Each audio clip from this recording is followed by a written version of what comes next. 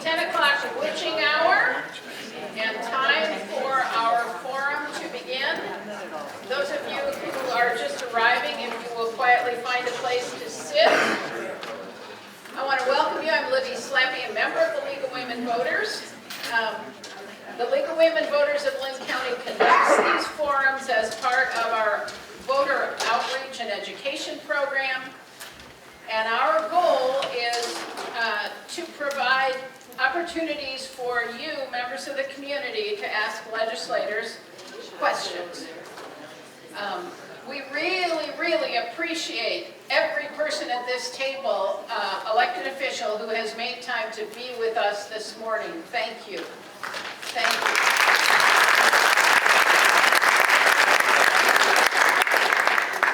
And as we always do, we extend the invitation to every elected official at the legislature from Linn County.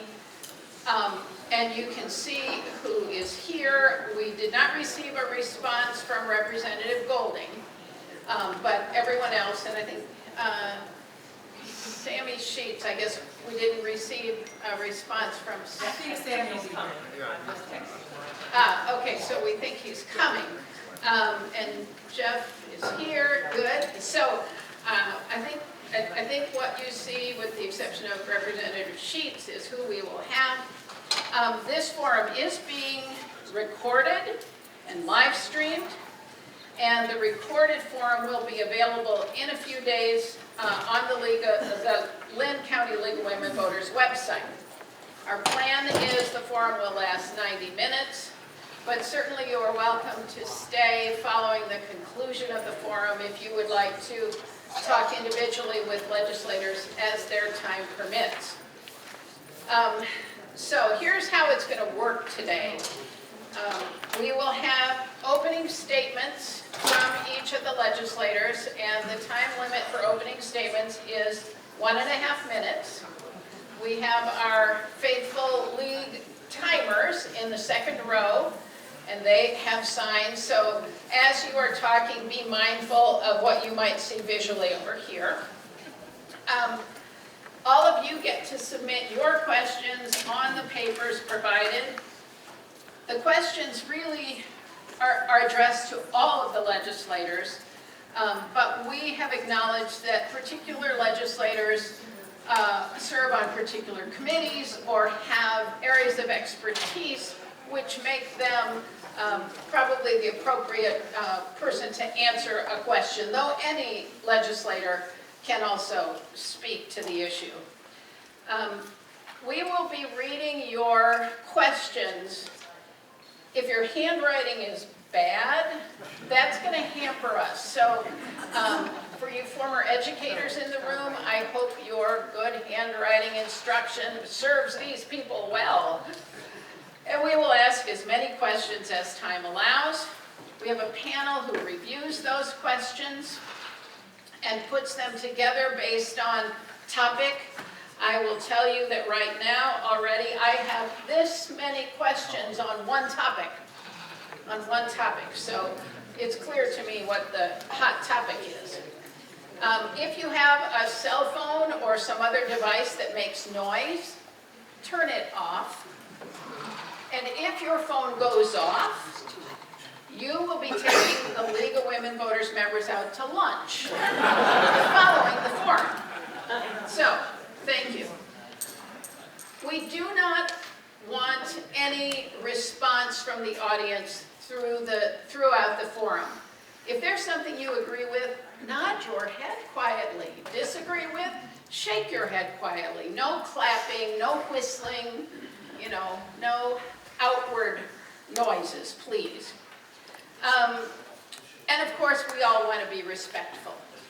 We are respectful of the opinions of everyone in this room, of our elected officials, and we are grateful for civil dialogue.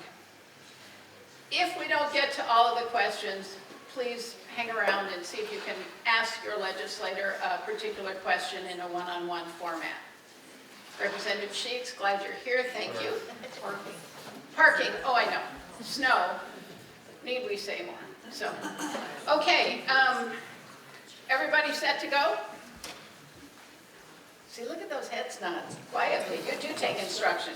Okay, since we have our representatives at one end of the table and our senators at the other end, and we did them alphabetically, then we're going to start closest to me. Representative Wilson, if you're ready to go.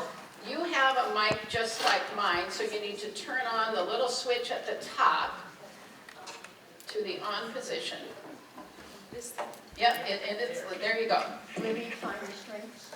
Time restraints 1.5 minutes for opening statements, and you will be timed. So are you ready? Just general opening statement? Opening statement, a little bit, so people know who you are. Hello, Elizabeth Wilson. I'm the representative for District 73, which is primarily Marion, but not quite all of it, though I like to claim all of it. I have to give a part of it to Jody.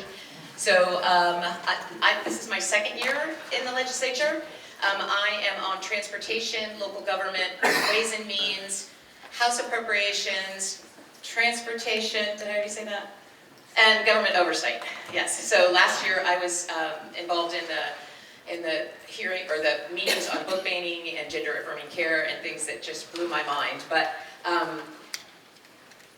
the things that I'll be working on this year, I think something I'm really concentrating on is the opioid recovery funds that the state has been allocated from the court settlement money. And I'm working with a Republican on a bipartisan effort to form a committee to decide on the disbursement of those funds and how best we can solve the opioid epidemic in Iowa with those funds. I also have been assigned to the new tax bill that was put forward by the governor, but as of now, we haven't even met as a subcommittee on it, so I don't know how much traction that bill is going to have anyway. So, thank you for coming. First of all, thank you all for being here, and thanks to the League of Women Voters for sponsoring this. Really appreciate the crowd that's here, the input from everyone in our democracy, and also appreciate all the emails that I've gotten this week. Over 800 on the AEAs, and every single one of them was supporting the AEAs. I wanted to mention that. I'm serving on natural resources, local government, economic growth and technology, where I'm a ranking member, and also on education and the education subcommittee of appropriations.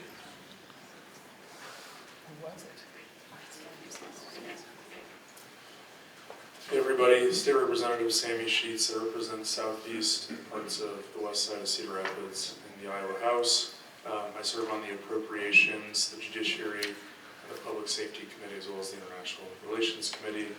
The big thing I'm focusing on this session is a school lunch bill that I had last year. Trying to work on getting it through the Education Committee. It had 20 Republican co-sponsors, so hopefully, if it ends up getting a vote, it'll likely pass. But getting a vote is a big part of the problem. So that's what I'm focusing on, and I'd love to hear everybody's thoughts today. Thank you so much for coming. Good morning. I am State Representative Eric Jurdy, and I represent House District 74, which includes portions of Northeast and Southeast Cedar Rapids and a portion of Marion here. I serve on the state government, Ways and Means, Labor and Workforce, Agriculture, and am the ranking member of Justice Systems Appropriations. I, like everybody else, the first 2 weeks here, there's not a lot of substantive meetings that happen. There's a lot of the State of the Union, or State of the State, State of the National Guard, State of the Judiciary, and folks getting back together, filing bills. But starting next week now, we'll have a significant number more subcommittees and committee meetings, and we'll start actually seeing some floor action. Again, like everybody else said, I'd like to thank the League of Women Voters. I'd like to thank all of you for coming out and being active and being involved, because your voice does matter, and it does help shape what we do in Des Moines. Good morning, everyone. Thank you for breaking the cold this morning to come out here. I'm Tracy Eller. I'm the state representative in Iowa House District 79, which is part of the west side of Cedar Rapids. I serve on agriculture, appropriations, education, labor and workforce, and I'm the ranking member on the Education Appropriations Committee.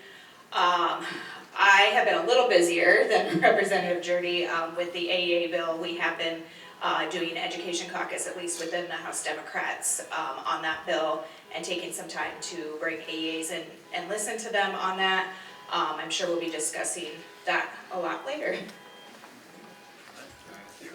Good morning, everyone. My name is Jeff Cooling. I represent House District 77, which is most of the southwest side of Cedar Rapids. Thank you to the league for having us out here today. Really appreciate it.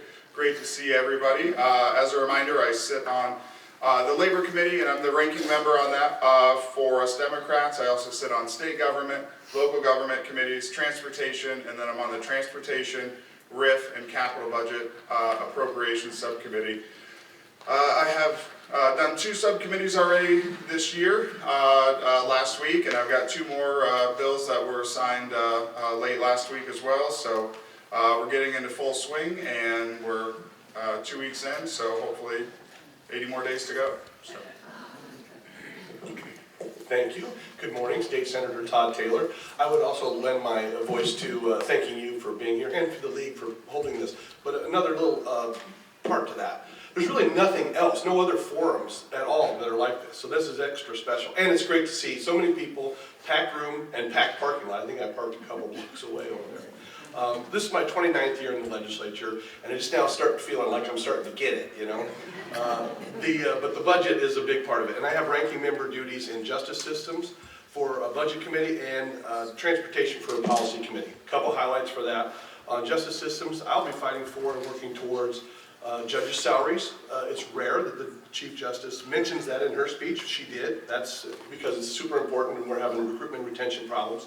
And we also want to have inmates. When they leave, they're not inmates if they leave prison. I think as a society, we all want them to have jobs. So we need to work with them on workforce, and some of the things we're doing on workforce is the wrong direction. So we want these people to be employed, and other people too, of course. Transportation will have the fight over, shall we have traffic cams, or should we regulate them? So elimination or regulation could be the topics. I have much more to say, but I think I'm running out of time.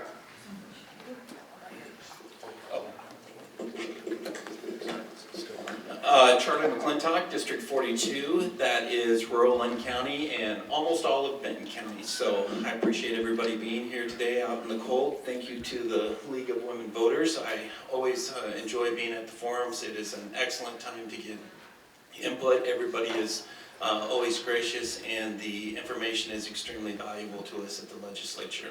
The committees that I sit on are State Government, Veterans Affairs, Agriculture. I'm the Vice Chair of Labor, and I also sit on Justice Systems Approps with Senator Taylor, who always does an excellent job there. We're hoping to get some good dialogue this year out of the Department of Corrections specifically, which is a bill I'm working on, Senate File 2068. This is a bill where I ran it last year as Senate File 64. This is with the Department of Correction Workers, where we're trying to get them back into Chapter 20, which is an uphill battle. But I'm running that bill again, and I hope to get some our subcommittee and some traction on that this year. So I'm also running a few other bills. I'm trying to get, there's a bill for canines where if they get shot, stabbed, injured in the field, that we can get them medical help and allow them to do that within the state. A mandatory minimum bill and things like that. So I do have legislation out there if you're following what I do within in the Senate. But again, I'll pass it on to Molly, but I really appreciate everybody being here, and I'm happy to attend. And again, thank you to the League.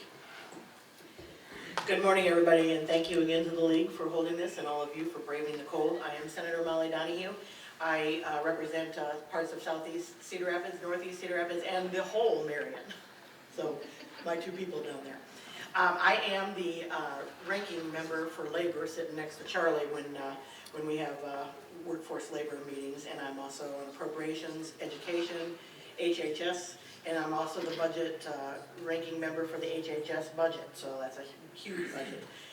Right now, I can tell you that this last week and a half, I have been scrambling because I am the lead Democrat on the AEA bill. As an educator for 33 years of special ed, I've worked with the AEA, so I have a unique perspective as to how important they are to our schools, to our children, to our families. So it has been very busy. I have had meeting after meeting with people across the aisle who are also not happy with the bill. And I have met with all of our partners in the communities with AEA personnel, with the ISCA, and with schools to talk about what needs to happen with this bill. So we've been scrambling and trying to make sure that we have all of our ducks in a row and that we can fight this bill. It is probably the number one thing that's going to happen here in the next week or so, and it is probably the biggest bill of the year. So we are going to try to take care of this and make sure that our kids get everything that they deserve. Thank you. Good morning, everybody. I'm Senator Liz Bennett. I represent Senate District 39, which is much of the southeast side of Cedar Rapids, which I share with Senator Donahue. Much of the southwest side and also a lot of the northeast side, including Coe College. So it's a pleasure to do so. I will acknowledge I'm a little bit hoarse here. I have taken a COVID test. I'm COVID negative, just so you all know. So thanks for bearing with me here this morning, and thank you all for being out here in the cold. I'm the ranking member of the IT committee in the Senate. I also serve on Transportation, Appropriations, Natural Resources, and Veterans Affairs. And wow, it has been a busy first 2 weeks at the Capitol. The majority party, has started with some very controversial issues. We've had a lot of emails, calls, a lot of visitors to the Capitol so far. We have a lot of ceremony during the first week in the Capitol. I took Thursday and went to an International Reproductive Rights Conference in DC. As many of you know, that's a prime concern for me, and Iowa is on the front lines of that battle. So I was grateful to be able to do that. Lots of contacts regarding the AEAs, and that is a prime concern for me. So grateful that Senator Donahue is at the helm on that. Summer EBT, if you follow me on social media, has also been a prime concern for me. With my Democratic colleagues, I co-sponsored, I have to stop in 1 second here, but Senate File 2039, which we are really hoping that our colleagues across the aisle will help us to move forward, because we're talking about summer nutrition for 240 school kids. Thank you. Thank you. Thank you. I'm happy to report that a member of the audience has been in touch with Representative Golding. That's the good news. The bad news is she has RSV. So, and you were all with her yesterday? On a bus. Okay. Wearing masks? Maybe not. Okay. So, the big topic today clearly is the area education agencies, as evidenced by the number of questions about AEAs, as well as the number of dots on our informal survey here. So, you know what, Todd Taylor, I'm picking you out to respond, and let me just cover some of the things that people have expressed. How will moving oversight of special education to a new division at the Department of Education improve efficiency and effectiveness? How much time have any of you spent shadowing an AEA week or so?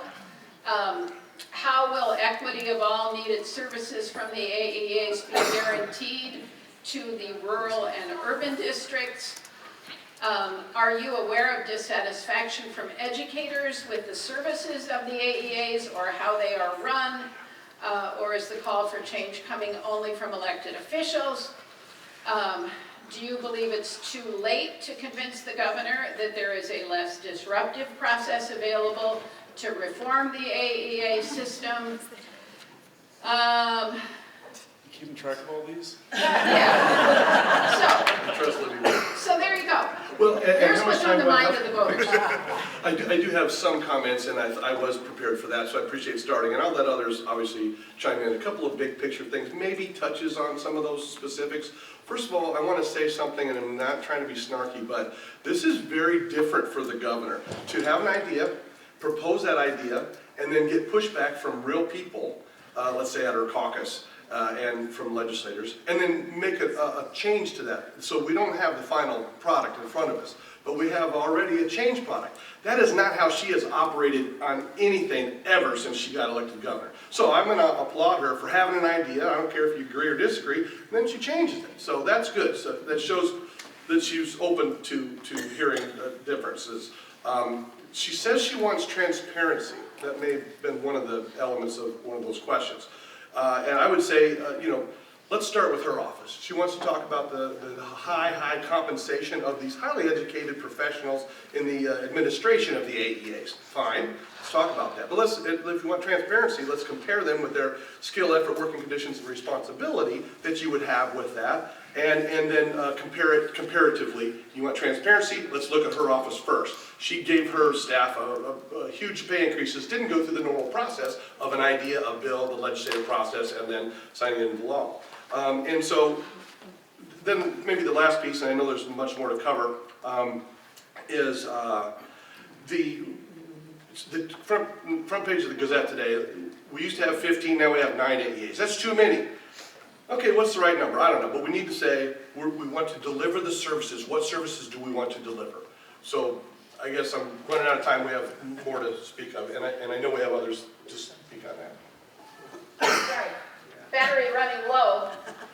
Can't have that. On my microphone, not on me. Okay. If you have additional comments, Senator Taylor, if any of your colleagues want to yield their time.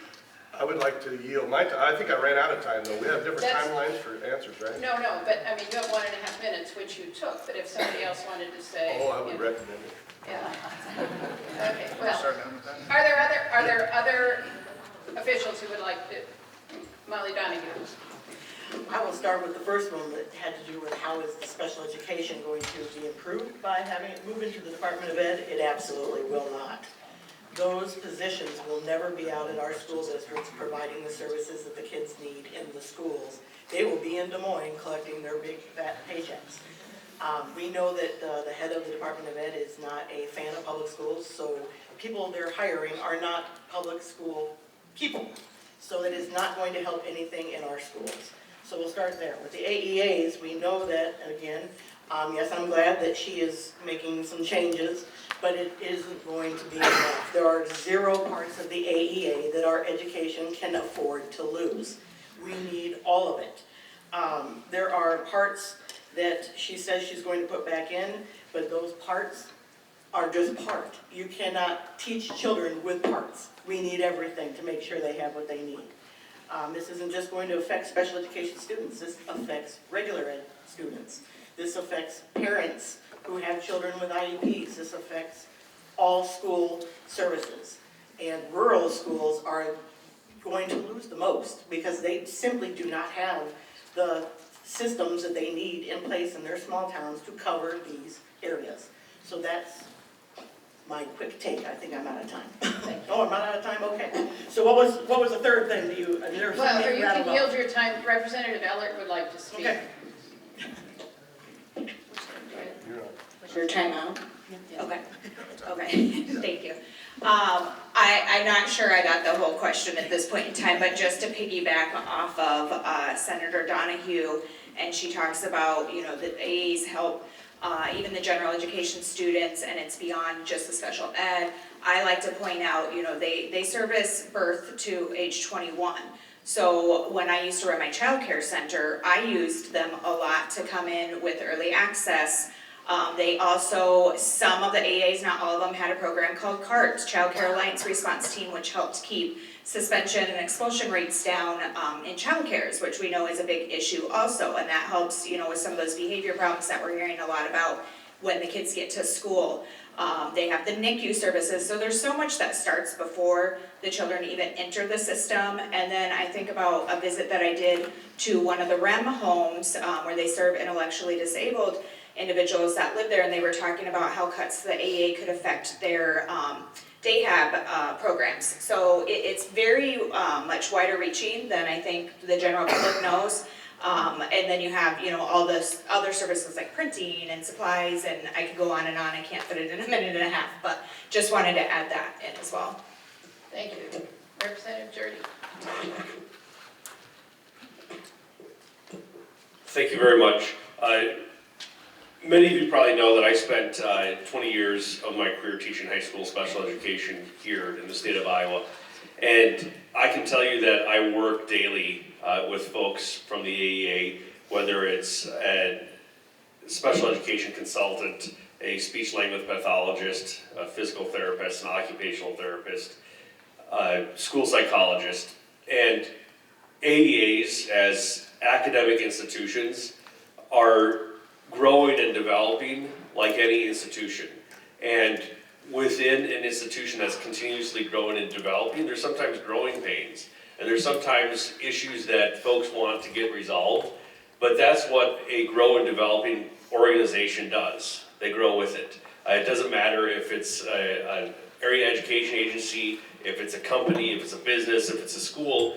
There are probably some things people say, yeah, we'd like to change. And I can tell you that working with the AEAs and educators, that they're probably the first ones that say, yeah, let's take a look at what we're doing and how can we improve to ensure that every student in Iowa is getting the access and a high quality education that they deserve. Coming at them and saying, well, we're going to get rid of you is absolutely asinine and is not going to fix the problem. And we need to be looking at solutions and not just at the problems. Thank you. Are there any other comments? Okay, Representative I want to say Representative Jurdy is absolutely right. If there were issues about, issues of concern that were brought to the governor about the organization, she should have worked with that organization to find out what those issues are and how to deal with them and what resources they might need.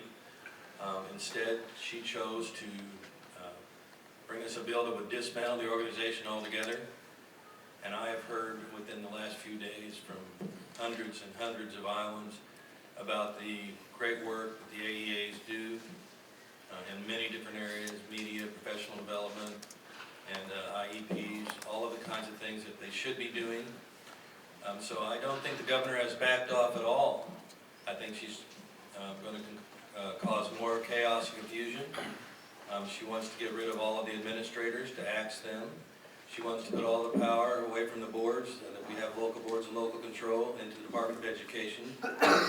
She wants to shift the money to the schools, and then she wants them to go look for privatized services instead of the pooled services that are most efficient in the AEAs. So there are lots of issues of concern with the bill. We haven't seen her amendment. Looking forward to seeing what that amendment is, but I'm not hopeful that it's going to be much more helpful. Thank you. If we could move on, the next topic of big concern, again, based on the number of questions, has to do with guns. And Representative Jurdy, in as much as your day job as a police officer has some experience with guns, I would like to start with you. This questionnaire says with the Perry, Iowa tragedy and all the school shootings that happen around the country, help us understand how allowing guns in vehicles in school and college parking lots could help with the problem. Oh, you're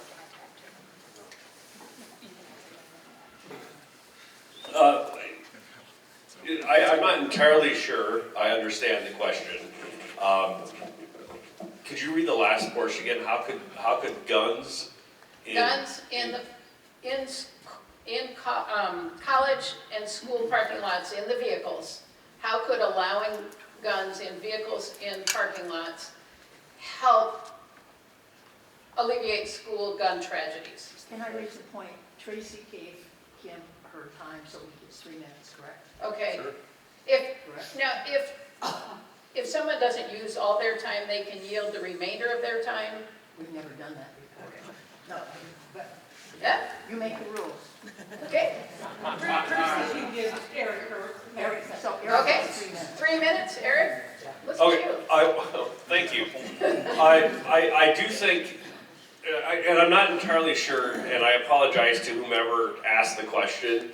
I don't know that having additional guns in vehicles anywhere is helpful. And I'm not, and that may not have been what you meant. I don't know that having a gun in a vehicle in a school is helpful to prevent a school shooting. I think that, we need to be very cognizant of who has access to guns in the state of Iowa, to ensure that folks without criminal history or mental health or domestic assault history have access to dangerous weapons and firearms. I think that, you know, as Libby had stated, I'm a patrol officer for the city of Cedar Rapids. I work 9 p.m. to 7 a.m. and, you know, when I do a traffic stop or at 3 o'clock in the morning, every single traffic stop, you know, when I stop and I get out my vehicle, I promise you, it crosses my mind, does this person have a weapon? Folks will ask, well, what calls do you go to that are gun calls? And I can honestly say that every single call I get, I have to treat as a gun call because I don't know who else has a gun. That can be very, very scary. I think that, there, in my opinion, is no place for guns in schools or universities. We need to really be cognizant of, how we treat guns. So I apologize if I completely missed the question, but I guess in my opinion, adding more guns to more cars and public school parking lots isn't helpful or safe for kids. Well, I'll softball it a little bit for you. How would you increase school safety? Well, I'm not sure that's a softball, that's a really complicated question. I think school safety starts with student safety and independence, school mental health of students. Many of the school and the school violence that we've seen has come from students within the actual schools themselves, and it's because they're struggling with mental health. We have a terrible mental health system here in the state of Iowa, and it is so difficult for folks to come forward and say that they're struggling with a mental health illness because they know that there's likely no help for it, and all it's going to be is a stigma on them. So we need to take like a robust look at mental health here in the state of Iowa and actually get folks the help that they need, rather than telling them, well, emergency room or jail is the place that you're going to go. That's not a solution for anybody. Thank you. Right now, because my microphone is on its way, has been. Thank you. Great. Representative McClintock, I know it's not fair for me to assume that you can speak on behalf of your party. I just want to say that at the outset. But I am interested in hearing from you about the topic of guns and the bill that's been proposed. So if you would be so kind. Yeah, I talked to some folks about this the other day, and I think I can. Sorry. I explained it in a way that I can elaborate today. I will need some extra time, if that's okay. Please. Yeah. Here's how I explained it the other day. Imagine, a meter that is broken into 3 parts, as the meter goes up. And I said, there's a green part, there's the yellow part, and then there's the red part as the meter goes up. And I said, the green part are the folks that always follow the law, like us, right? We're not breaking the law, we're in the green. And there's still laws that apply to the people that always follow the law and don't do anything wrong with guns. You can't, you keep your gun in the safe, you have them, they're probably family heirlooms or whatever, or you shoot recreationally or you hunt. But you take care of your guns, you don't make them accessible and things like that. Now there's still laws that we have that apply to those folks, right? You can't drive down the street and hang your gun out the door, or you can't go, spotlighting at night and things like that. So there are regulations that affect those folks. But again, they're law-abiding citizens, and there's never any issues. Then you get into that yellow area. There's still laws that affect these folks, but these are what I call, the greens are the yes people, the yellow are the maybe folks. And these are the laws like Representative Jardy was talking about, where mental health comes into play. where red flag laws come into play, where we have to take more initiatives to look at how we control these guns. And we have laws existing right now that do regulate those. Certain guns aren't available. You can't have them as a felon. We do have bans on certain types of items that you can't have, such as, we don't completely ban silencers, okay? A lot of these things are Second Amendment issues, so you can't just outright ban guns, but you can limit what is available for weapons. And so that's that yellow area. Those are the maybe people. And then you get over into the red. These are the no people. These are the folks that are not going to obey the law no matter what, right? You can make as many laws as you want. These are the folks that are going and they're going to violate the law. And these are where tragedies happen in different areas, schools, businesses, wherever it's going to be.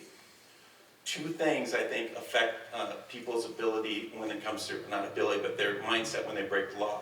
And how we control that is with consequences and the likelihood of getting caught.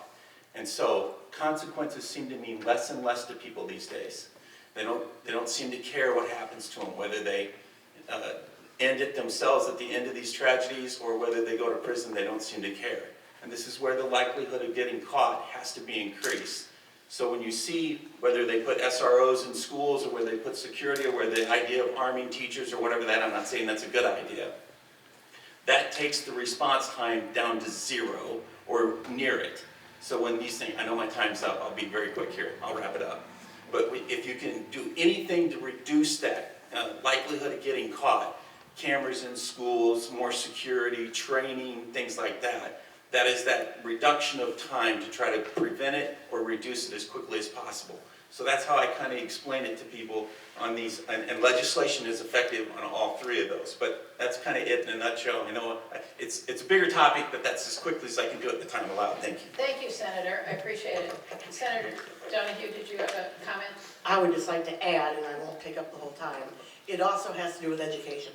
We have people who are trying to get rid of social emotional learning in our schools, and that social emotional learning is crucial in these days because we have kids who are coming with none of those skills. They have no problem solving skills, those critical thinking skills. And that's something teachers need to teach. And if they take that away from the schools, then we will have more tragedies.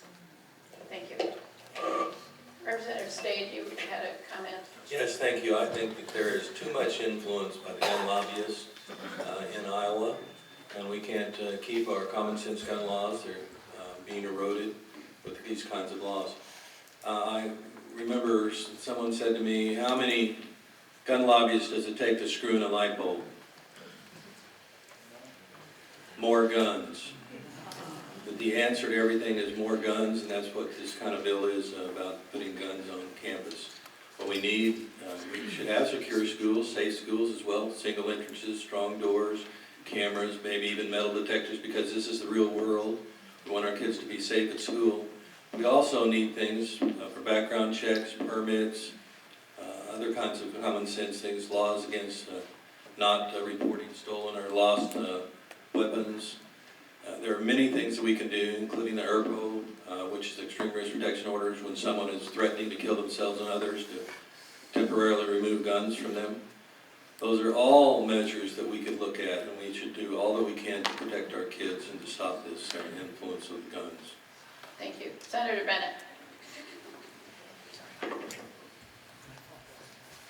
Thank you. Just to add on a little bit, I agree, especially when it comes to youth. Part of the issue here is mental health in schools, the youth mental health system in the state of Iowa. But, the other question that has to be looked at is, where are these kids getting the guns they're using to commit this? And that's where I see a real lack of personal responsibility on behalf of some people who are owning these weapons. Now, we know from prior research here in Linn County that some kids will know where to get guns outside of their homes.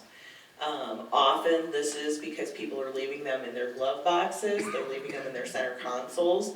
You smash out a window, or a lot of people just don't even lock their doors so kids can get them out of cars. Other kids can connect to a criminal network by which they can get guns.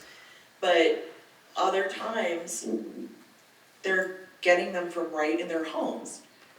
Okay, and I'm sorry if it sounds harsh, but where's the responsibility for the adults who own these guns when those guns are taken and used to commit atrocities? Other states have looked at, or other people have proposed, potentially requiring insurance to own a gun, just like I have to have insurance on my car because I may accidentally hurt somebody if I get into an accident. So I think what's really missing in this conversation is the responsibility of people who own weapons. Thank you, Senator. I know others want to comment on this topic, and there are representatives and senators from whom we have not heard. So Jeff, did you have to?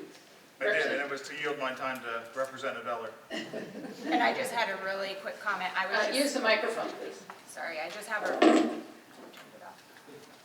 a really quick comment based on some of the comments that were made already. The AAs help manage the youth mental health first aid training, so I just wanted to put in a plug for that as well. We're talking about, these students need the mental health. The AAs help with that. I'm going to change topics on us now. I'm interested in hearing from some of the other voices at the table. Sammy Sheets, Representative Sheets, I'm going to pick you. What are the chances that the ban on the ban of conversion therapy could pass? And if you all know that there are individual counties that have bans on conversion therapy, and now there is interest on the state level to ban those bans. And I'm not sure if it's been introduced as a bill or if it's on a wish list. It's been introduced in the Senate, so I would actually defer. Oh, okay, well then we'll take it back to Liz senators. Bennett. Yep. Senator Bennett. Okay, thank you. What I have to say about this is that here we are in a state where kids are going hungry over the summer due to a decision by our governor, where many people are having trouble getting to go to the doctor, where families are going to the grocery store and their costs have risen substantially, and the party that has all the power in the state, they can do whatever they want, really, for all intents and purposes. Part of the agenda is not figuring out how to get grocery costs down or get these kids fed over the summer. It's a ban on banning a practice which is recognized by every medical and psychological organization as a harmful practice that you will lose your license for doing. That's what the priority is. I did attend the Senate subcommittee on this bill earlier this week, and it was just very clear that this is another piece of a part of an agenda to further attack LGBTQ kids in the state. Not to mention taking away local control. This is a practice that is recognized as harmful, and localities should be able to say, this is not something that should be done within our city limits. Thank you, Senator. Okay, I'm still going to come back to you, Representative Sheets. Now I'm going to ask you a tax question.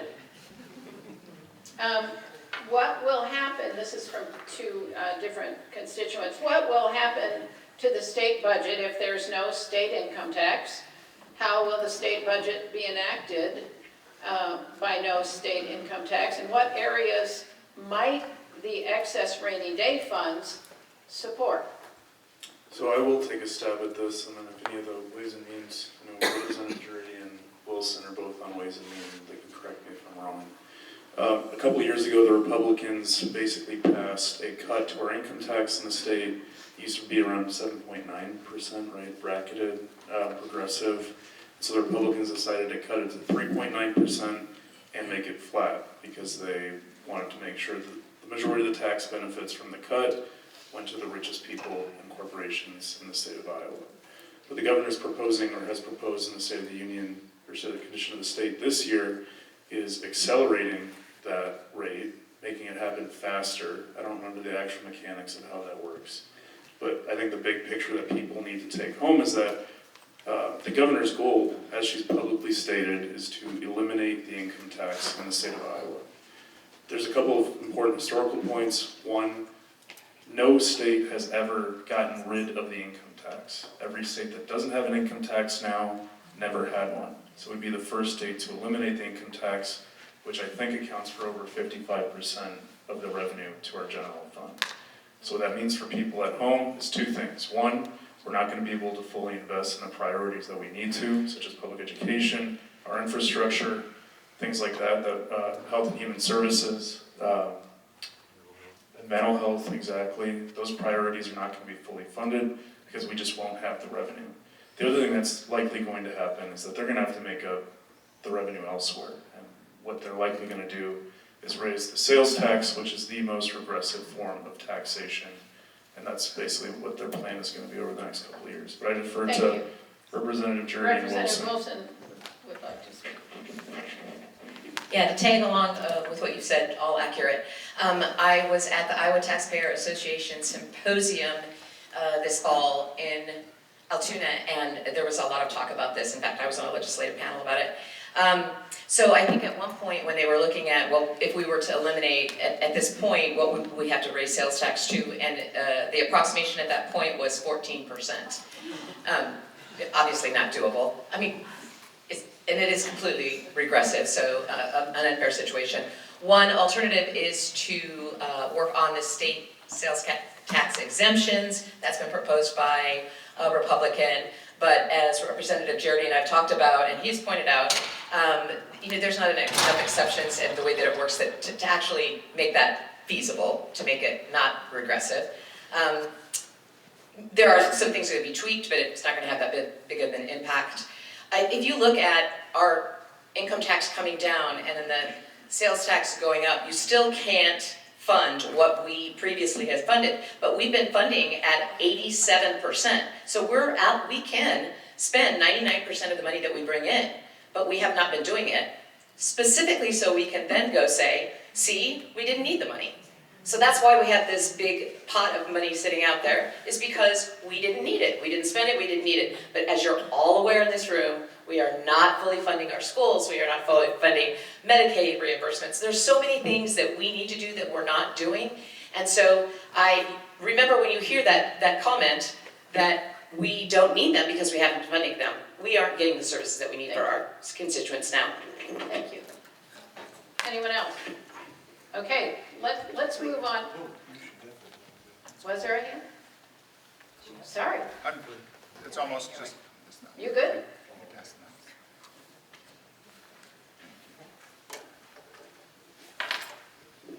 Thank you. So yeah, this drop in our income tax, and it sounds really good. It's pretty catchy when they talk about it, but using round numbers, an $8 billion budget for the state, cutting it to 3.9 is taking out $2 billion of our budget, roughly, so 25% there. And income tax accounts for 55% of the total income for the state government. So as we heard, we're only spending 87% of our total income to stuff it under a mattress at the governor's mansion to then backfill all the stuff that we're not funding, and we won't have the money to fund on normal receipts every year. And it's just not a sustainable plan when we get 3, 4, 5 years down the road and all that mattress money's gone. So that's something we just have to look forward to as this continues to move forward. Thank you, Representative Cooling. Senator Taylor, did you have a comment? Yes, brief comment. I'm looking at the governor's bill, and to clarify, she does say she strikes the graduated individual income tax that will go into effect in the 2 out years, 24 and 25. The bill establishes an income flat tax, and it makes it retroactive to 20 days ago. So one thing that let's not forget is the income tax is the most progressive tax that we have. You pay on your ability to pay. The more you make, the more you pay. So you take away that and make it flat, then you're going to skew the hit to taxes on people that have lower incomes, and that is the most negative way of doing it. And of course, doing a tax bill this year retroactively in an election year, it just seems like, well, why didn't you do that in years past? Well, because you didn't think you could afford it. Well, now you're just doing it so you can try to pander for votes, in my opinion. Thank you. Okay, now let's move on and talk about food insecurity and specifically for children. As we know, there were federal funds that were offered, which the governor declined, that would provide funding for summer food programs or summer food for children. So, inasmuch as those have been turned down, could anyone, and I'm going to open it up to the whole group here, could anyone speak to what it is then we will do to ensure there is no food insecurity during the summer? Representative Sheets, you had your hand up there. Yeah, just for people who don't know, I want to talk quickly about the governor's decision, because this is probably one of the most callous things she's done in her tenure. I haven't heard that one, but so basically the federal government was willing to provide, I think it's over $20 million, $29 million in federal monies to come into the state to provide to provide food for school kids during the summer. It would have required that the state government paid, I think, around over $2 million in administrative fees, but again, we would have been getting $29 million back. That's pretty easy math. $40 a month for food. So basically, what's really, really hypocritical about this decision, besides the fact that it's callous, besides the fact that the governor blamed her decision on childhood obesity and said that this would be the way to solve it, or part of the reason, which is just incredibly insensitive and tone deaf. We have to remember that there really is no other plan. She mentions over and over again that we have structures in place and she wants flexibility, but it's just insulting for her to turn down this money to feed over 200,000 kids during the summer in our state. And what's really hypocritical, sorry I lost my train of thought, is last year with the SNAP bill that passed, we're spending, I think, over $3 or $4 million to grow the size of government, hire 200 new bureaucrats to investigate the supposed fraud in SNAP, and she had no problem spending that millions of dollars to institute that program. But she's not willing to do it to feed kids over the summer. Thank you. Representative Bellard. Thank you. I just wanted to mention that the Iowa House Democrats, we have a couple bills that we have proposed to address this issue. And then Representative Chuck Eisenhart has kind of also taken the lead on it, and he's working in different counties and kind of giving point persons to each county so that we can work on some public-private partnerships should the governor not change her, decision, which I don't think will help. So some of us have been talking with like city and county, seeing how maybe we can come up with the match that Iowa needed so that she can't turn it down if we have it. Don't know that that will happen. I also just want to mention that there are bills out there like my recess bill that would help if the governor thinks that there's a childhood obesity issue. So we have legislation and other ways to address this other than taking food away from children. Thank you. Senator Donahue? Thank you. I just wanted to also address the fact that she does have a plan. Her plan is to walk back the funding that she gives to nonprofits because they can afford to pick up the slack. That is her plan. So not only is she not accepting that funding from the federal government, she's also going to try to slide back some of the funding that she gives to those other places, the food banks and all the other nonprofits that pick up the slack as much as they can. She thinks that they will be able to make up the difference, and they simply cannot. They have been to the Capitol to discuss the fact that they don't have what it takes. They don't have the funding coming in for the numbers of people who are in need today. Those numbers have changed greatly since the 1990s when they came to the Capitol asking for help. And now she wants to walk that back, and there are far more people in need. So it is heartless, as we've heard from other people down there, and it is definitely heartless. I have talked to 2 of the county supervisors and discussed ways that they might be able to pick up some of this, if possible. There was a letter written from one of the other counties that I passed on to them to let them know how they're doing it, and so hopefully we can do that as well here. Thank you. Okay, I was going to call Senator Taylor, but, you know, your voice may not last as long, Senator Bennett. Thank you, I appreciate that. You know, I think the other thing about this is within the Capitol, we hear all the time as a point of pride for Iowa that Iowa feeds the world. Iowa feeds the world. I don't want to hear that one more time when the governor is making the choice to not feed our own kids. We feed the world. We should be able to feed our own kids. Senator Taylor. Just briefly, United States Secretary of Agriculture, Tom Vilsack, who would administrate these dollars, the deadline was 12/31/23. So right around Christmas, the governor made this decision not to accept this money. The Secretary of Ag is going to extend that deadline for a period of time to try to negotiate. I hope it works. Don't know.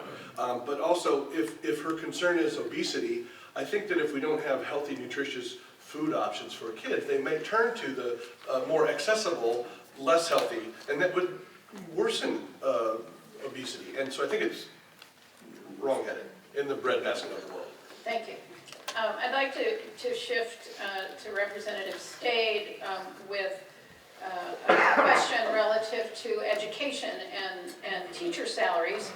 As we know, the governor has proposed increasing starting pay for teachers in Iowa, and I believe making a bigger bump for those who have been teaching for 12 years. Yeah. So, so possibly, would this also then go to the private school funding in any way, Representative Stade? Or is this strictly money that is going to go for public school teachers?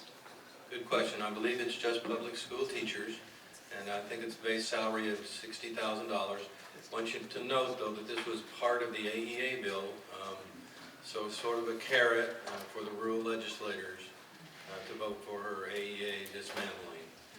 So I'm not sure where that's going to go, what it's going to look like in her amendment that's supposed to be coming this week. So we'll just see what that is. We'd like to pull that out of that AEA bill and do a separate bill.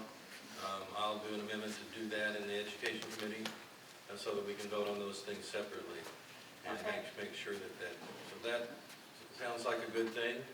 We'll see what the details are. Thank you for that clarification. Senator Donahue, did you need to add? I was just going to add that being on the AEA bill, we've talked about this. The people who wrote the bill have been questioned on how that funding is actually going to work, and they can't explain it because it's not explainable. So we know that it has to be redone. In that fact, we have also asked, and I've been working with my Republicans on the other side of the aisle on this in the Education Committee, to get them to be two separate bills. They are two separate topics and should not be in the same bill. They are amenable to that at this point. They do believe that that is the only way this can happen. So we're hoping that in the Senate we will have that broken up in the next draft. Okay. I wanted to follow up too, just that she's recommending 2.5% increase for schools. That'd be the best way, is to fund schools maybe at 4 or 5% so that they can afford to give teacher salary increases and pay for other services and resources that teachers need in the classroom. Thank you. Representative Jordy, did you want to speak? Yes, thank you.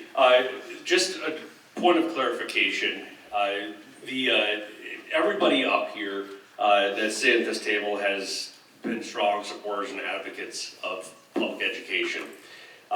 This piece of legislation that includes the AEAs and the teacher salary increases is the governor's legislation.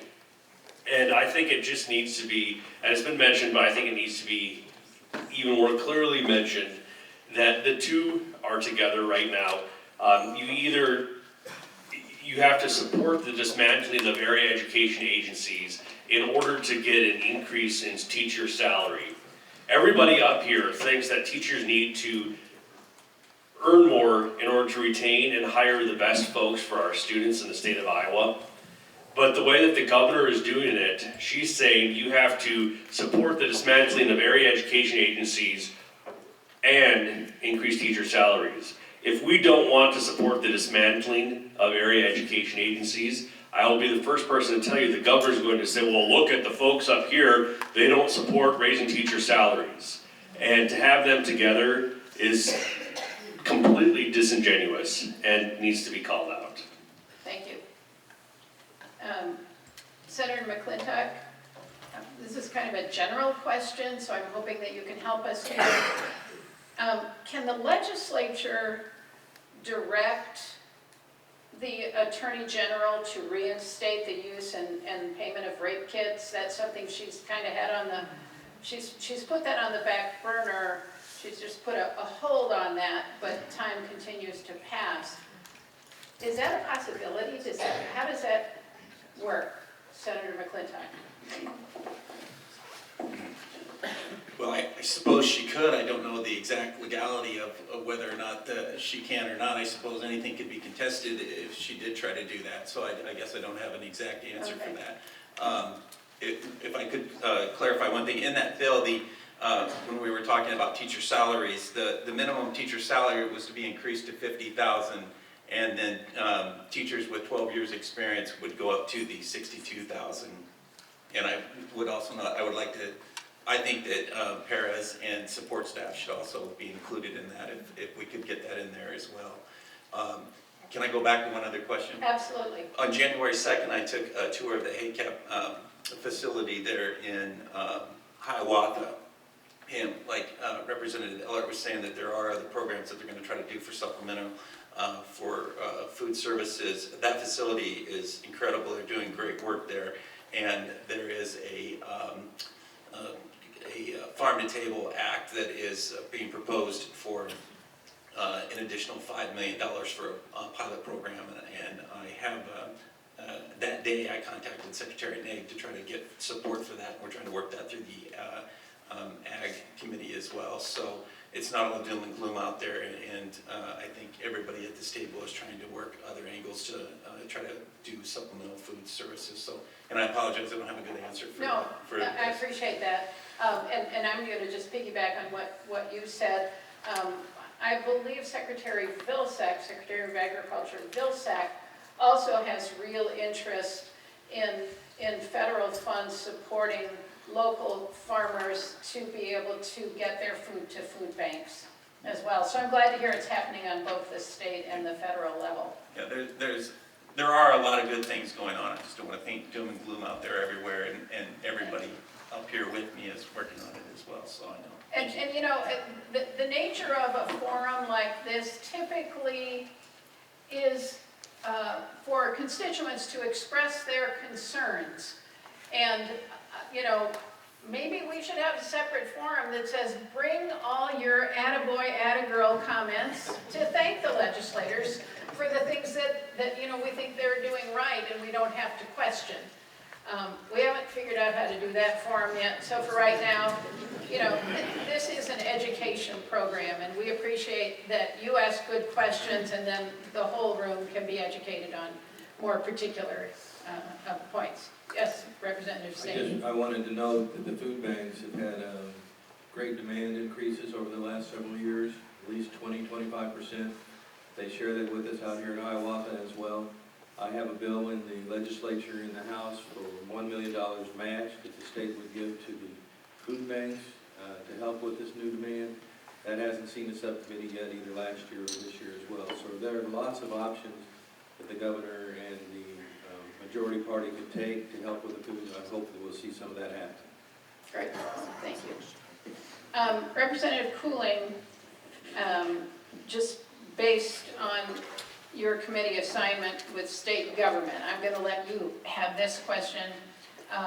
So Secretary of State Paul Pate apparently has requested some change in recount rules. I'm not familiar with those changes, or maybe he hasn't. He has requested a change in recount rules.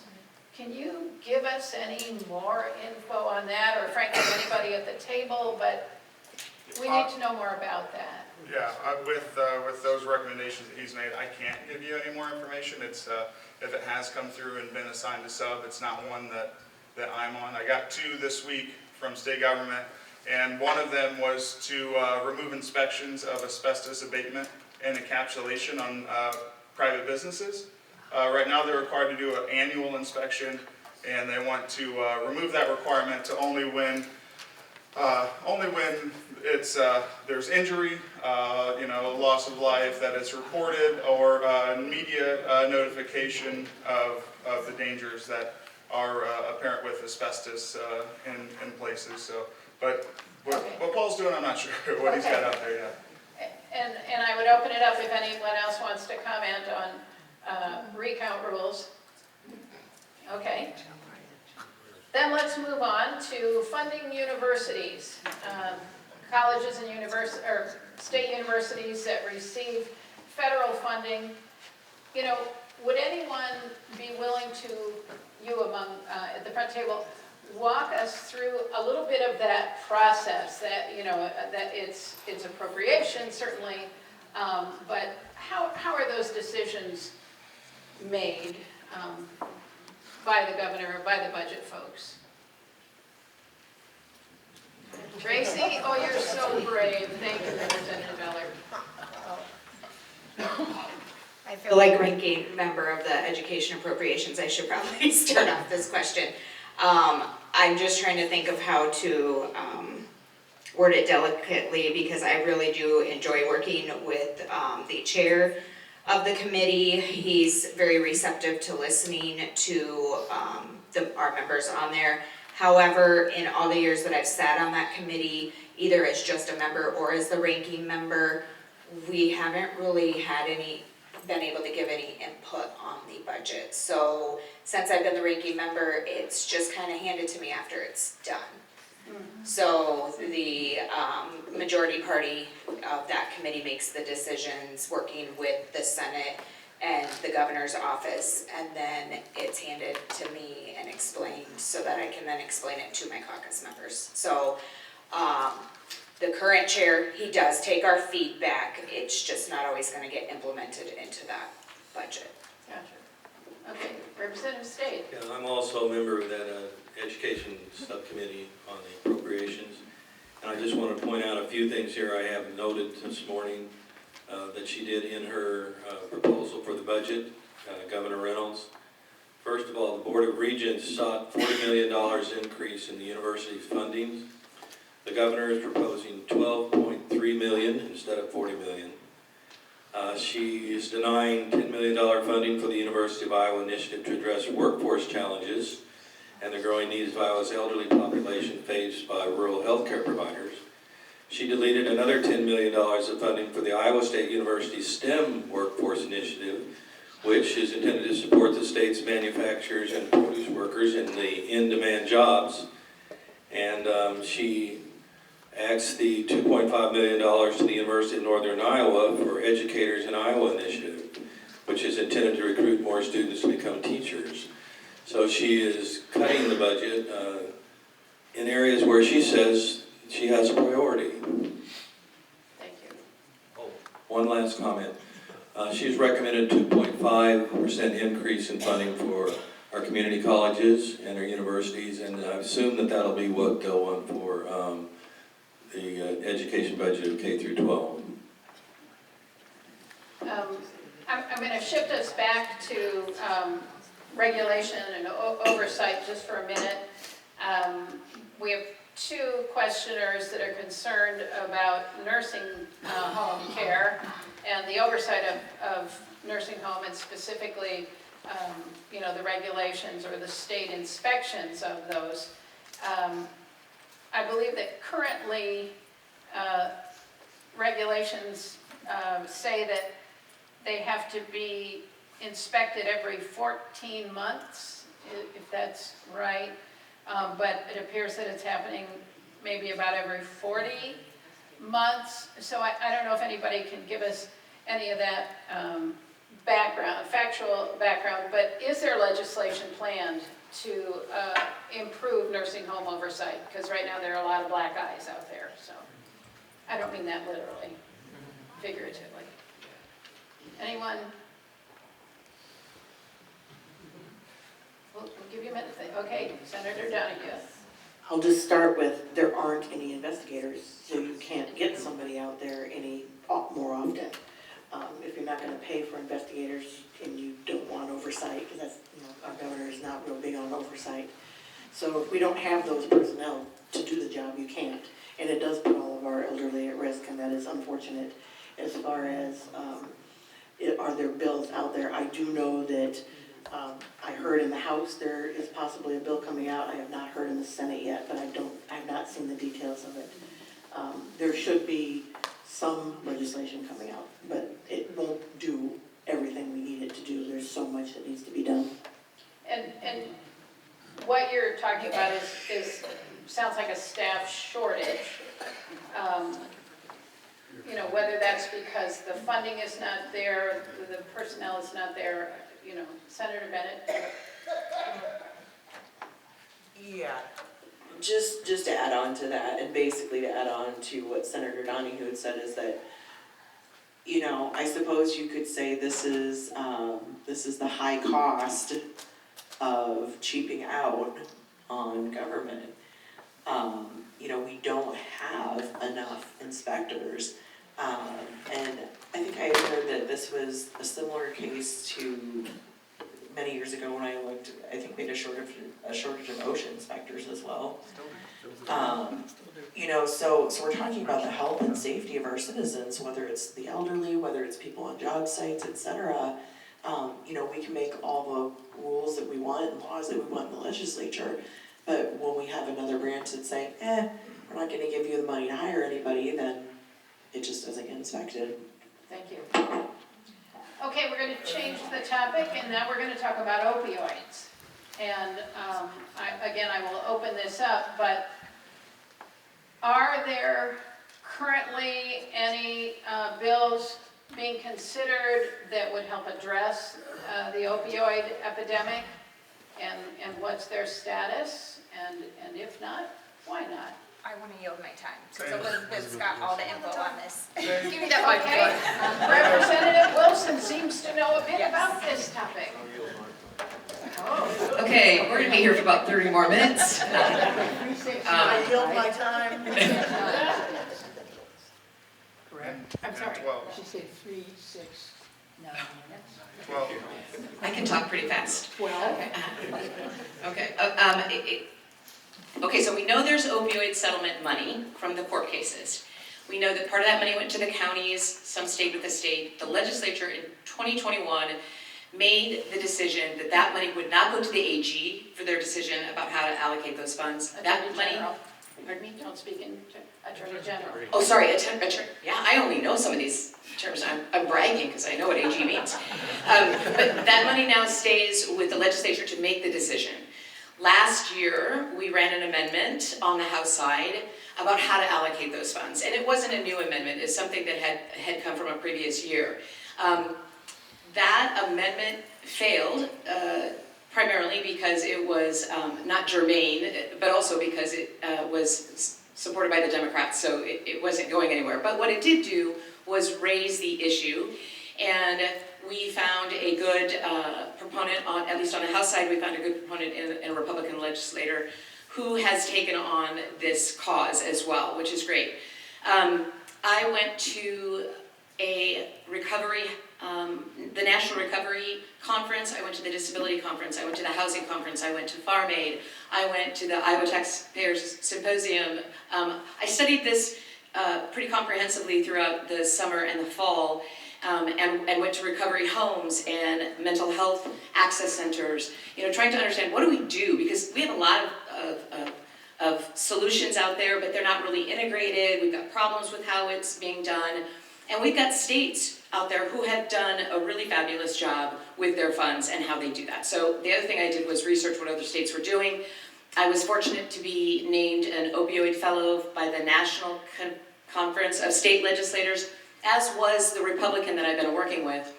So we're both in New Orleans at really just right before the start of the session. And I also got a hold of a Republican representative from Minnesota who drafted legislation there that I thought would really serve us well in Iowa. Got that legislator to meet with the Republican legislator on our side and me, the Republican and me and another House member, and we've all been working in conjunction, and we have sent that to draft, that bill, and we're both working both sides about what we think that resolution should be. What we really want is a council that is our opioid response for the state, and that they would then meet quarterly.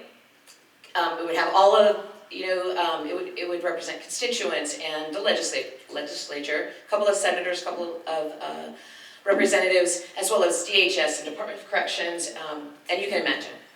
They would then be allocated the ability to award out those funds and make sure that we have a comprehensive, standards-based, evidence-based response to our situation, as well as what have other states done that we can draw upon their successes and see how that fits our mold. I haven't seen the draft of the bill yet. My understanding is it will be a bipartisan bill, which is maybe unheard of in my short time at the legislature. And we know that the governor has some projects she'd like us to fund from that. Some we agree with and some we don't quite agree with. So I really think we'll have that committee formed this year. I really expect that we'll have some funds that go out this year. The other thing that Minnesota did that is a little bit controversial is they tax the opioid drug manufacturers on the volume that they sell within the state. So where you pay a licensing fee, if you're a drug manufacturer, you have to pay a licensing fee to the state. We're talking about making that accelerated, kind of like a liquor license.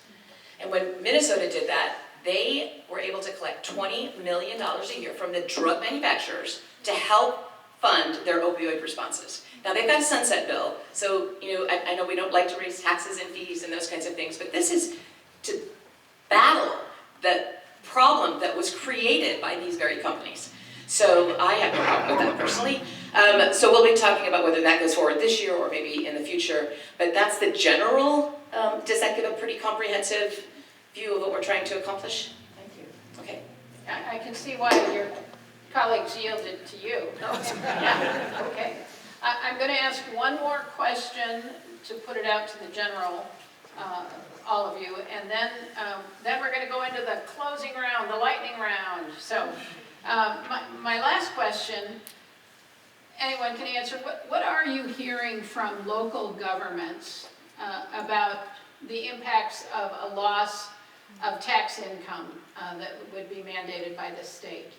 Has anyone had any conversations with local government people? Molly, or Senator Donahue? I'm good with Molly. I met with both Cedar Rapids city leaders as well as the Marion city leaders, and the impact is they cannot pay for some of the services that they would like to provide. They cannot hire enough police officers. They cannot hire enough firemen and women. So it does impact them. It impacts what they're allowed to do for growth. And here in Marion, they've put a moratorium on growth because of funding. So it does affect them greatly, and unfortunately, that affects all of us in the long run. So yes, they're all hurting from that, and it's something that we need to work on as well. Okay. Representative State. Just wanted to say ditto on that. Robbins, Hiawatha, and Cedar Rapids, we've met with all three of them. All of them are concerned about the cuts and what they have to do to respond to raise money locally or cut services. Representative Sheets. And just to be very clear too, there was an amendment in the House that Democrats proposed. We have a taxpayer relief fund that's over $3 billion right now. And so we voted, I think our entire caucus, to use money from that taxpayer relief fund so that cities and municipalities across the state and counties would not have to be making these drastic cuts if they're growing above, I think the number is 3%.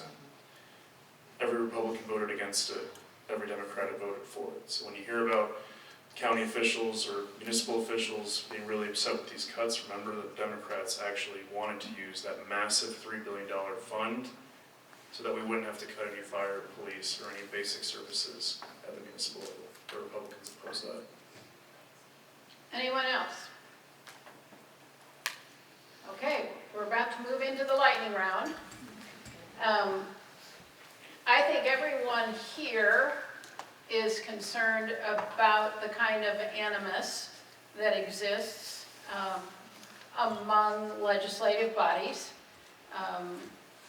The collaboration that Elizabeth Wilson talked about, we don't hear enough about. Crossing the aisle, as it were. If you've been in a chamber, a legislative chamber, you know that one party sits on one side and the other party sits on the other side, and that crossing the aisle. Not in the Iowa House? Oh, isn't that fabulous? So see how much we learn at these? So you have to sit next to somebody who's not from your party? You can sometimes choose. Do you like share granola bars? Wait, Jeff's shaking his head no. Not my granola bar. Well, you cannot answer my question by saying, you know, who you sit next to and how you get along. My question for each person at this table, can you give me an example of something that you have done already in this session that has shown that you do work across the figurative aisle, that you are collaborating, and that you do have friends who are not in your party? How's that? And we'll just start. Tracy, you have your hand up. Representative Allers.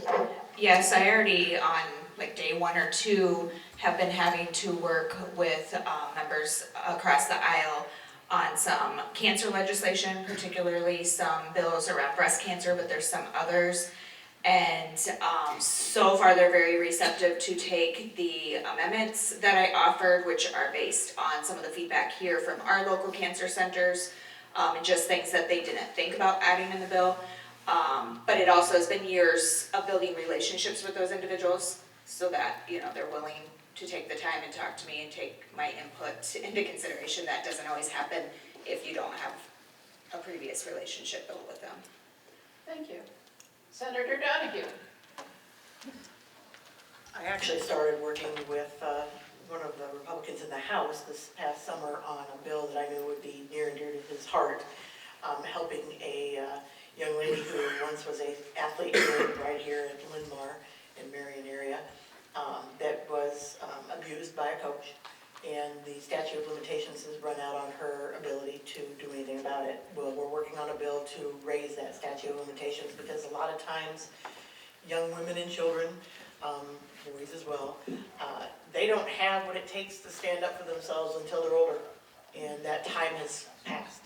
And right now I believe it's 5 years, and that is simply not long enough for kids to be able to come back and do something about it. The other thing that I've worked on in the Senate, I've been working across the aisle, obviously on the AAA bill. I've been in a lot of conversations with my counterparts in the Education Committee, because there are some who are very much afraid of how this is going to affect their rural areas in particular. And then there are a couple of them that are educators and they know the need for AEAs. So we are working together in hopes that we can come up with something that will help everybody, and I would like to see no cuts at all. I don't think that's probably going to happen, but that is the goal, is to just leave it alone. Thank you. Representative Jurdy. Thank you. Yes, I would like to give a shout out to our lone Republican out here on our panel. Senator McClintock is somebody that I work with almost on a daily basis, both in session and outside of session. We have conversations regularly about different pieces of legislation that we can propose in our separate chambers. You know, do we agree on absolutely everything? No, we definitely do not. But what we do agree on is that we can have a conversation with each other and get to understand each other's perspective just a little bit better.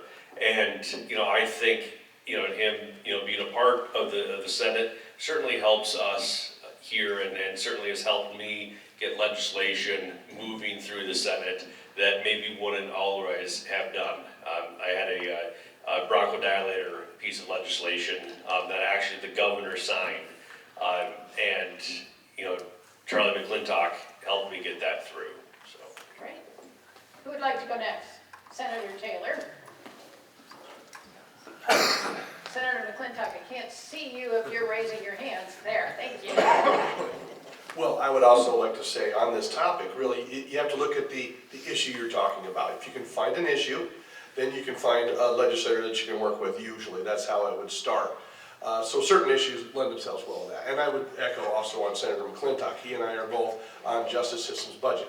Senator Cheryl Ann Westrich also on that. When I was chair of the Justice Systems Budget Appropriations Subcommittee, I had the ability to say, we're going to have today's meeting in the Supreme Court Council Chamber, and we're going to have a meeting downstairs at the ICN, and we're going to actually witness a real live, over the internet, parole hearing. And or we're going to go out to Camp Dodge, we're going to see the military that we spend money on in the state. And the sexual offender bracelets over at CBC 5. We physically went to those places and we learned a lot. We don't do that anymore. That's unfortunate. But Senator McClintock and I and Senator Cheryl Ann Westrich are going to try to convince the chair, or do it ourselves, jointly, Democrat, Republican, to have these meetings in these different locations to learn so much more by physically seeing the tracking. How much money do we spend on sex offender tracking? Well, it's super important, but we see how it works. Does it work? Let's go to a prison. Last time I saw Mitchellville, it was under construction. I think it's helpful to do that. We do that in a bipartisan way. So you got to start with the topic, in this case the budget, and we go from there. Thank you. Who would like to be next? I want to Representative say State. one of the things I've learned in the legislature over time is that you have to have members of the majority party support your legislation. So I found that anytime someone brings a request for legislation to me, I'll write up something and I'll first of all take it to a moderate Republican, because I need them to sponsor that bill. I'll even write it for them, see that it's drafted, get it to them, and they do it under their name without my name on it so that it isn't in danger of getting defeated. So I've found that that's a way to work. You don't see that, but it happens a lot in the legislature. Thank you. Yes. Representative Wilson? You gave us such a good example. You can just say ditto to yourself. You know, I won't take, I mean, the topic of opioids has been, preceded me. I cannot claim a lot of the credit because a lot of that work went on way before I came on the scene. I just happened to be in the spot when a constituent stepped forward and said, hey, my kiddo is an opioid addict and the resources that we have aren't being utilized. And, you know, it just got me on the topic. And it really comes on the backs of everybody else who's done all the work before me. And luckily, we found a Republican who, unfortunately, has an addict son and has, you know, traversed this. So I think it's a lot of work. You don't just come in and build that relationship that fast. I was kind of at the right person at the right time. I don't know, right time probably.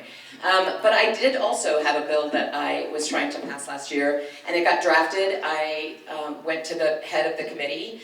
Asked for a subcommittee, he gave me a subcommittee, he put me on the subcommittee, and my bill did pass out of subcommittee. Now, it hasn't come to committee yet, but in the beginning of the year, he said, hey, everybody who's had a sub who still wants that bill to move forward this year, you need to come see me, come plead your case. And I intend to do that, so I intend to get that passed as well. So I do think there's lots of great conversations that happen. I learn a ton from listening to my colleagues on both sides of the aisle.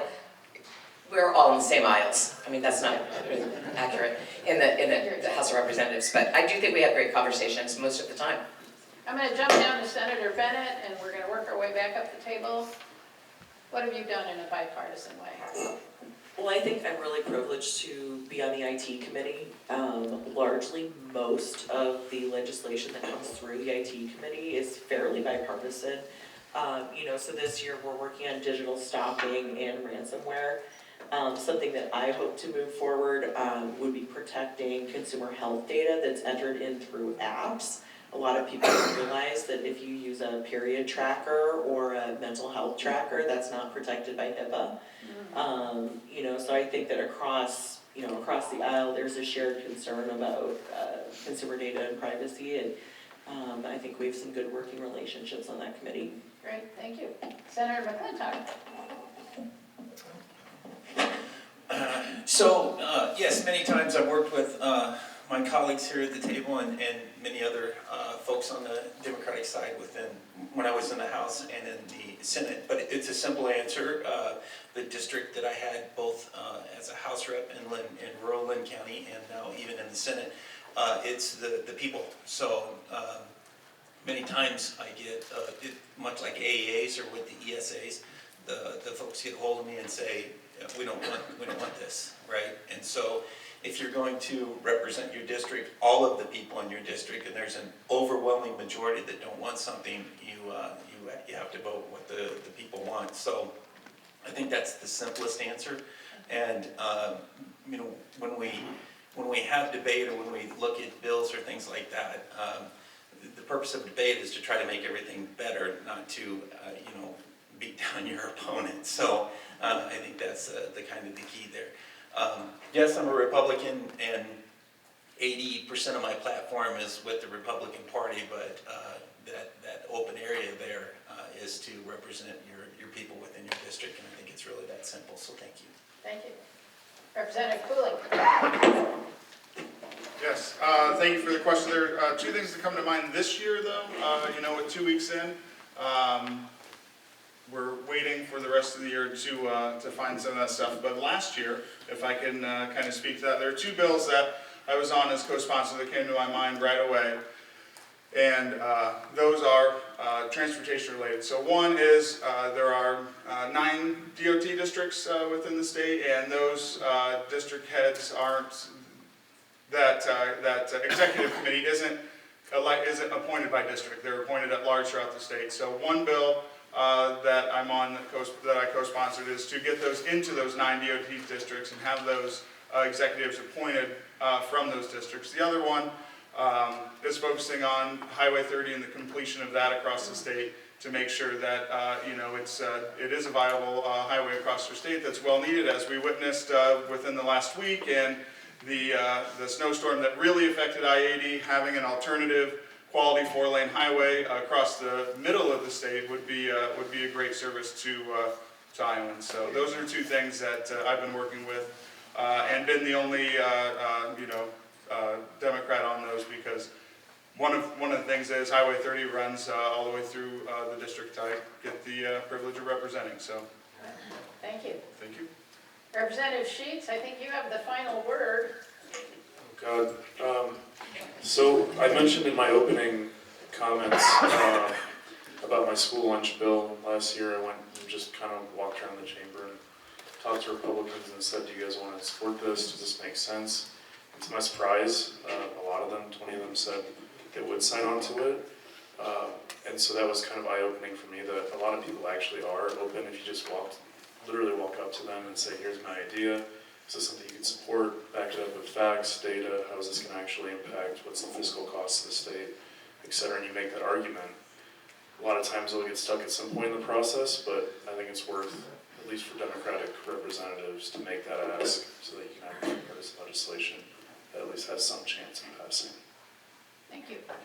I'm going to step in and say thank you to Libby Slappy for moderating today, and this would be the appropriate time to thank our legislators.